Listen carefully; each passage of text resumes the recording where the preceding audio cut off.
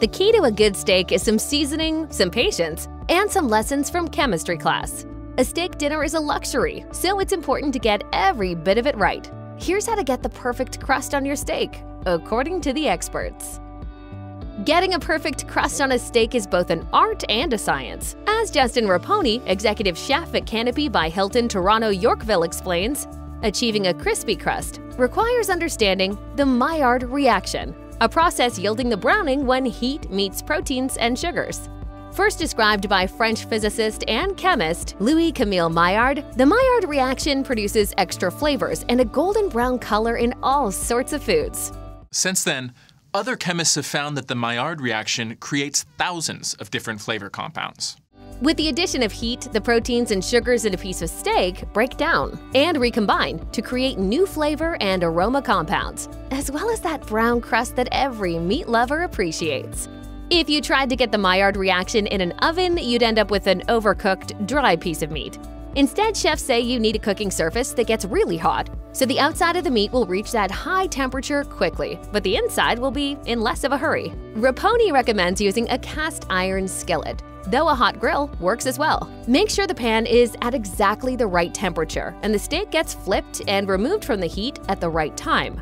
The Maillard reaction doesn't really kick in until temperatures on the surface of the meat reach 300 degrees Fahrenheit. Pitmaster Erica Blair Roby, Season 2 winner of Food Network's BBQ Brawl and owner of Blue Smoke Blair's Barbecue Academy, recommends going with a steak that has good marbling. She personally prefers using the ribeye, but other good choices are the porterhouse, T-bone, or tenderloin. Sirloin is a less expensive cut of meat and can work on a grill too. However, it does have a reputation for being tougher than some of the more expensive cuts. If you plan to cook sirloin, look for one that's well marbled. Lastly, there's chuck steak, which doesn't have a lot of marbling from fat and is therefore a lean and tough piece of meat.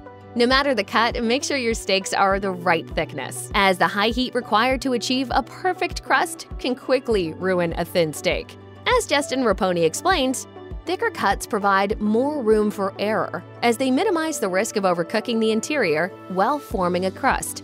A steak that is at least 1 inch thick will be ideal. Trimming is a step many unpracticed cooks miss. That's understandable, since a ribeye isn't exactly the cheapest thing in the supermarket, and everyone hates to throw what appears to be perfectly good meat into the garbage. But you don't want your steak to cook unevenly, so trimming is necessary.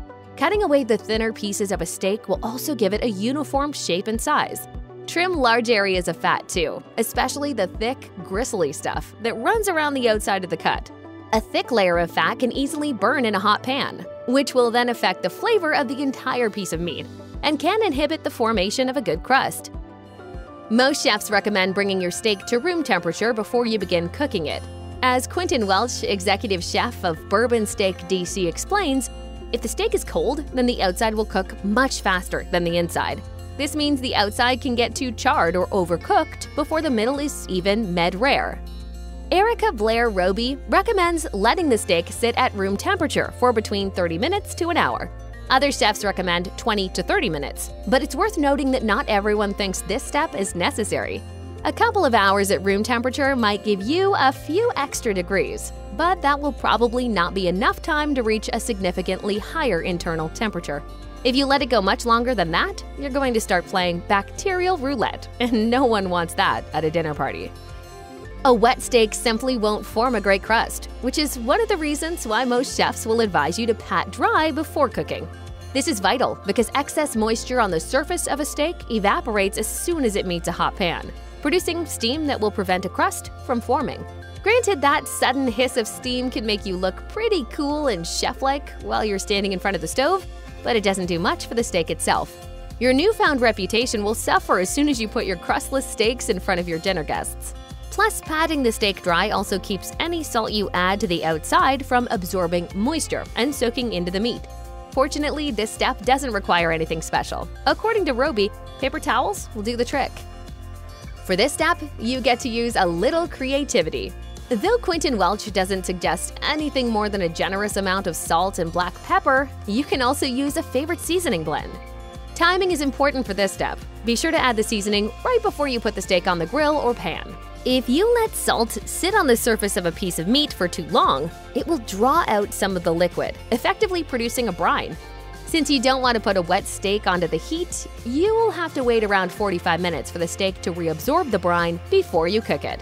Some chefs recommend salting the meat well in advance and leaving it in the fridge to marinate in the seasonings. However, while this can certainly still give you good results, it's a more time-consuming process that makes forming a crust all the more tricky.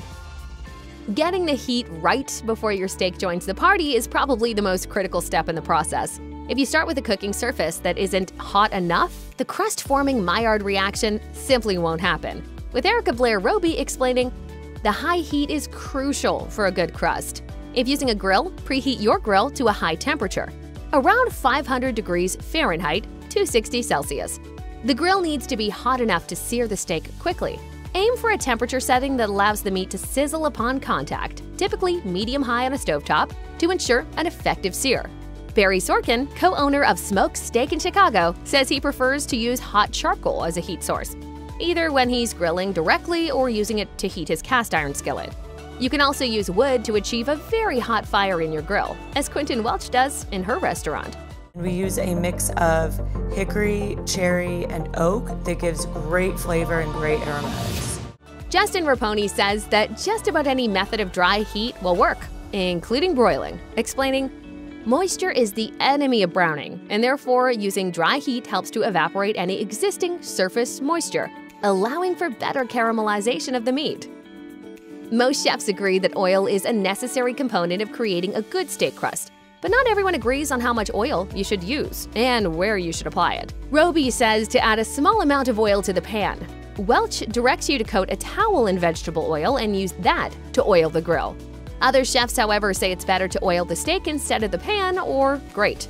Burnt oil produces a bitter flavor, so it's important to choose an oil with a high smoke point. Oiling the steak instead of the pan is also an arguably healthier option because you'll likely use less oil. This also ensures that the oil completely coats the steak and prevents excess oil from splattering and potentially burning you. Opinions on the best way to sear a steak vary widely. When using a grill, Erica Blair Roby says to let the steak sear on one side for 90 seconds to 2 minutes. Then if you're going for perfect grill marks, rotate the meat 45 degrees without flipping it, and let it cook another 90 seconds to 2 minutes before repeating the process on the other side. Quentin Welch, however, says not to worry about grill marks, explaining, put the steak on a hot part of the grill. After a minute, rotate the steak slightly. I move the steak a few more times than that, so that a crust starts to develop. Nearly halfway through cooking, flip the steak over and do the same on the other side.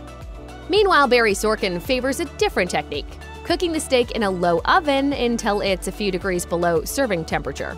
Then he sears it in a hot pan for a minute or two on each side, claiming that not only will this method save time, but also makes resting the steak afterwards unnecessary. Knowing when to flip a steak can be a bit of a guessing game. If you flip it too soon, you may not end up with a perfect crust, with Erica Blair Roby explaining, flip the steak only once after a good crust has formed on the bottom side. If it sticks, it's not ready to flip. Don't rush the process. Likewise, be careful about how long you keep the steak on the grill or pan. If the crust hasn't formed by the time you're at the right internal temperature, you'll end up with an overcooked steak and an inferior crust. Ideally, you'll make sure that your crust forms before the steak reaches your goal temperature, since the meat will continue to cook after you've removed it from the grill. Steak's done. You think so? It keeps cooking even if it's off the flame. The juices.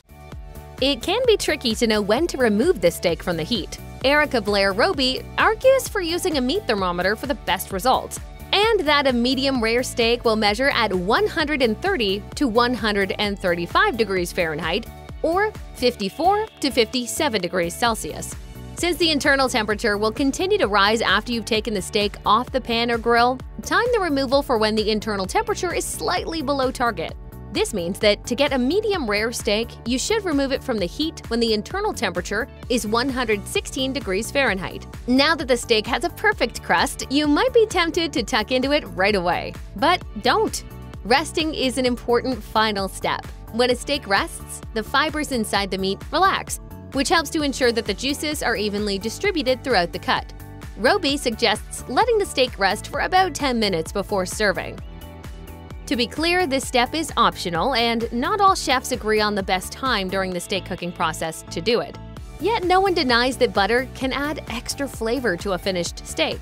If you're feeling confident, add it while the steak is cooking or just after you've removed it from the grill. Quentin Welch recommends brushing the steak with butter while it's cooking, since the butter can help the crust caramelize. Because butter has a low smoke point, it's important not to add it to the steak before you've put it in the pan. Instead, wait until the internal temperature of the meat is about 20 to 25 degrees below the serving temperature. Or go with Erica Blair Roby's suggestion of adding the butter after the steak has been removed from the grill. Once you've mastered the art of achieving a perfect crust, don't be afraid to experiment. If you like an extra crispy steak, Roby suggests rolling the steak in flour before searing it. She also encourages people to use different types of rubs, like coffee grounds, which she says enhances the taste, renders fat, and helps form a rich crust. She goes on to say, you can also go beyond traditional rubs by adding ingredients such as crushed nuts, breadcrumbs, parmesan, or crushed peppercorns for a crunch that's next level. Don't be afraid to experiment with sauces and garnishes either. These can add flair to your finished steak and ensure your dinner parties are always a new culinary experience for your guests. You like steak? I do.